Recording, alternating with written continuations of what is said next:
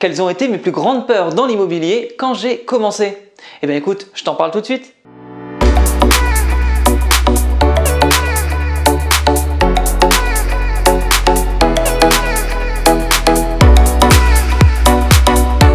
J'arrive. J'étais allé chercher mon petit thé parce que tu vois là, il fait pas très beau dehors, on est en hiver quand je tourne cette vidéo. C'est vraiment le moment où j'ai envie de faire une vidéo un peu cocooning à la maison, de façon à parler en tête à tête, hein, on peut dire ça comme ça. Et je me suis dit mais qu'est-ce que je pourrais raconter aujourd'hui dans cette nouvelle vidéo? Quelque chose qui est commun à tout le monde finalement, c'est les peurs, les craintes qui t'empêchent de passer à l'action, et j'en ai eu et j'en ai encore d'ailleurs, et donc on va en parler tout de suite. Mais avant, pour ceux qui me connaissent pas, qui je suis Nico du blog Oser Investir. J'investis dans la colocation à distance et sans CDI. Et ben n'hésite pas, hein, tu peux t'abonner à ma chaîne YouTube et ça me fera plaisir parce que c'est vrai que voilà, des fois les vidéos je les fais aussi très naturellement parce que j'aime bien comme ça partager mon expérience, et quand je vois que les personnes peuvent me suivre, c'est signe que finalement mes vidéos intéressent. Donc si effectivement ça t'intéresse, ben n'hésite pas à t'abonner, et puis tu peux aussi télécharger mon guide gratuit des villes les plus rentables en France pour faire de la colocation. Le lien est juste en dessous de la vidéo. Bon alors déjà, si je peux te rassurer, avoir des peurs et des craintes quand on investit dans l'immobilier, c'est tout à fait normal. Ça a été mon cas, c'est le cas de beaucoup de personnes que je connais qui investissent dans l'immobilier. On ne peut pas dire que les choses se fassent toujours naturellement. De toute façon, j'imagine que si tu te lances là-dedans, potentiellement c'est des vidéos sur internet qui t'ont donné envie d'investir dans l'immobilier. Moi, ça a été mon cas. Et donc forcément, il n'y a pas tes parents ou tout simplement les gens autour de toi qui te poussent à le faire, ou tu n'as pas été baigné là-dedans. Donc à partir du moment où ça n'est pas naturel, ben, c'est un apprentissage, c'est de l'expérience, et ce qui va avec l'apprentissage et l'expérience, c'est aussi des peurs et des craintes. C'est vrai que des fois quand on voit un peu les personnes sur internet qui investissent dans l'immobilier, on a l'impression que tout est facile, tout est simple, que tout est beau, mais il faut prendre conscience que c'est pareil pour tout le monde. On montre le meilleur des fois sur Instagram, mais c'est pas forcément une réalité, et c'est aussi pour ça que personnellement je prends le parti pris de montrer des fois les galères, qu'est-ce qui ne roule pas toujours parfaitement, parce que c'est aussi le quotidien d'un investisseur. D'ailleurs, est-ce que tu peux me dire, toi, en tout cas dans l'immobilier, quelles sont un peu tes peurs, quels sont tes blocages? N'hésite pas à me dire dans les commentaires sous la vidéo, je serais curieux de savoir. Du coup, est-ce qu'on a des peurs semblables? Enfin, j'hésiterai pas à y répondre en tout cas. Mais alors, quelles ont été un petit peu mes peurs? Moi, j'ai envie de te dire que ça a commencé au tout début quand j'ai commencé à investir dans l'immobilier. Je me souviens que j'avais peur qu'on me prenne pas au sérieux. À l'époque, voilà, je m'étais formé autour de l'immobilier, mais j'avais pas mis le pied dedans, quoi, concrètement. Donc, je me sentais pas légitime d'appeler des agents IMO, de me déplacer faire des visites. Je me sentais vraiment pas très à l'aise. Il a fallu que je me persuade et que je mette mon costume d'investisseur IMO en me disant non, tu es investisseur immobilier, tu as un objectif, tu vas l'atteindre. Et c'est comme ça que j'ai trouvé la force de me déplacer et de faire mes premières visites. Je me souviens, j'avais visité entre 15 et 20 apparts en 48 heures, c'était énorme. Toujours pareil avec l'investissement à distance où je rentabilise mon temps. Et j'avais même fait des cartes de visite avec investisseur IMO, mais en plus je dois en avoir une. Attends, je vais aller en chercher une. Quand je te dis que cette vidéo n'est pas préparée, tu vois, même la lumière, elle se met, c'est bien.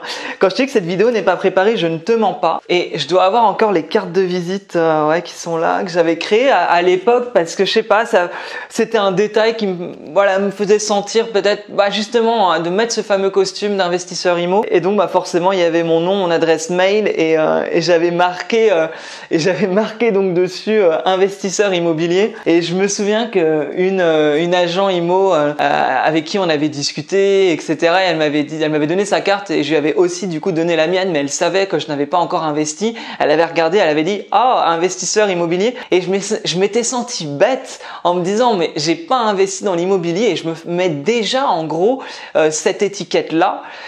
Mais à un moment donné, si tu veux réussir à atteindre tes objectifs, il faut tout simplement te mettre dans la peau de cette personne et avancer et réussir. Parce qu'on a tous eu une première fois dans n'importe quel domaine, et donc ce n'est pas parce que tu l'as jamais fait que tu ne pourras pas le faire. Donc je m'étais dit ok, là je suis à mes premiers pas d'investisseur IMO, je vais tout faire comme si j'étais un investisseur immobilier déjà confirmé. Ensuite, une autre peur que j'ai pu avoir, c'était tout simplement le fait de ne pas avoir de CDI, parce qu'effectivement depuis le début je n'ai pas de CDI, je suis intermittent du spectacle, à savoir que voilà, je travaille sur des contrats, c'est pas de l'intérim, on va dire qu'intermittent du spectacle, c'est sur contrat, c'est des contrats à durée déterminée. Et donc forcément, on m'avait toujours dit, un intermittent du spectacle, tu ne pourras jamais investir, c'est impossible, c'est compliqué, c'est ceci, c'est cela. Et au final, non, c'est tout à fait possible. Il faut juste savoir comment, il faut juste savoir s'y prendre, monter un dossier bancaire, idem, porter le costume d'investisseur immobilier quand on va voir le banquier, savoir comment parler au banquier, connaître son jargon, etc. C'est quelque chose qui s'apprend. Et finalement, le fait de ne pas avoir de CDI n'a pas été un problème parce que je pouvais montrer une régularité de salaire dans les 3 dernières années et même plus, mais en tout cas le banquier demandait les 3 dernières années et donc à partir de là le CDI n'était plus du coup le Graal à obtenir pour investir dans l'immobilier. Si tu es en intérim et que ça fait au moins 3 ans que tu as des boulots et un salaire qui tombe, eh ben tu peux investir dans l'immobilier. J'avais aussi une autre peur, c'était celle de ne pas louer. C'était parce que quand on parle de colocation par exemple, il y a quand même ce côté où c'est un appartement où il y a 3, 4, 5 colocataires dans un appart et il y a cette peur de me dire ah ben je vais peut-être pas réussir à remplir. Alors au début c'était vraiment je me souviens, je faisais des annonces fictives sur le Bon Coin, j'en avais fait 3 pour un même appart pour être sûr que j'allais remplir. Enfin, j'avais besoin de me rassurer à ce niveau-là. Mais on se rend compte que si on choisit bien la ville, si on voit que c'est une ville avec une forte demande locative, finalement ça se remplit et à partir du moment où même peut-être tu te fais des connaissances dans la ville de personnes qui sont investisseurs, tu te rends compte que ces personnes-là aussi remplissent leur appartement. Donc à un moment donné, si tu fais de la qualité dans une ville où il y a de la demande, il n'y a aucune raison que tu ne remplisses pas. Mais c'est vrai que j'insiste là-dessus, il faut faire de la qualité, il faut rendre son bien attractif. Si tu es marchand de sommeil, ça ne marchera pas pareil, tu ne loueras pas, tu loueras peut-être beaucoup moins cher et voilà, tu seras un marchand de sommeil et ça, je ne te le souhaite pas. Je te souhaite de faire des appartements dont tu es fier et où tu es fier de les mettre en location et où forcément il y aura de la demande et tu seras plein toute l'année. Une autre peur, c'est aussi celle de faire un mauvais achat. C'est presque une peur qui est toujours là, c'est-à-dire que ce n'est pas parce que j'ai déjà investi dans l'immobilier que cette peur me quitte. Non, ça je l'avoue avec toute transparence. C'est vrai que quand j'investis, quand je vais sur un nouvel appartement, il y a cette peur du mauvais achat. C'est vraiment ce côté où mais est-ce qu'il n'y a pas de vice caché? Est-ce qu'il va pas avoir un problème de, je sais pas, de champignons dans la charpente?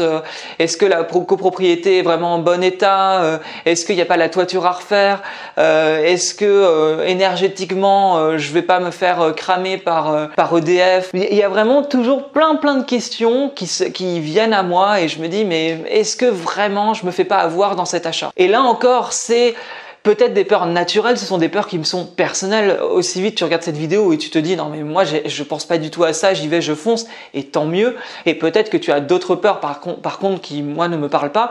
Mais en tout cas dans cette peur du mauvais achat, c'est tu as tous les éléments pour te dire qu'il n'y a pas de problème. Avec ton notaire, tu as vraiment tous les papiers etc. qui te prouvent qu'il n'y a pas de travaux de prévus dans les 6 prochains mois. Tu peux aussi vérifier l'énergie, les chauffages, l'isolation, ça tu peux le savoir à peu près avec le DPE également. Tu peux te mettre en relation avec le syndic pour vraiment connaître l'état de la copropriété. Si c'est un syndic bénévole, ben c'est pareil. Tu as plein de solutions qui vont te rassurer et tu pourras acheter, investir dans ce bien en ayant vraiment baissé cette crainte du mauvais achat, quoi. Donc voilà un petit peu une vidéo tout à fait naturelle où là j'ai vraiment pris ma caméra pour te partager ces instants, ces craintes, ces peurs en toute convivialité comme si tu étais dans mon salon. En tout cas, j'espère que ce genre de vidéo ça peut te faire plaisir. N'hésite pas à me dire en commentaire si tu aimes bien ce style de vidéo sans préparation. Tu peux bien sûr t'abonner à ma chaîne YouTube. Comme je te le disais au début, c'est quelque chose qui me fait plaisir quand je vois que les vidéos peuvent servir. Tu peux aussi commenter pour me donner ton avis sur le sujet de la vidéo. Et puis, écoute, je te dis à très bientôt. Salut!